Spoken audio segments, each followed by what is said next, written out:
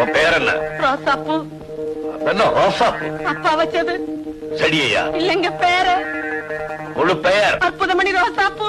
அதென்ன அற்புதம்? நடமாட்டத்துல பொண்ணுங்க, நடவடிக்கையில ஆணுங்க, தட் இஸ் தி அற்புதம். நம்ம பழைய ஆளு அப்படித்தான் கிண்டலா பேசுவாங்க.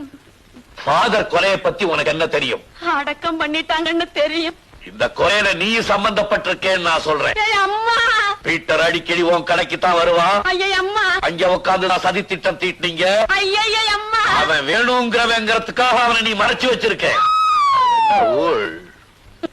போச்சு போச்சு போச்சு. 35 வயசோட வாழ்க்கை முடிஞ்சு போச்சு.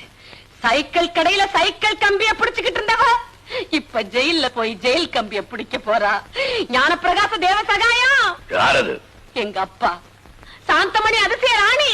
அது யாரு? எங்க அம்மா.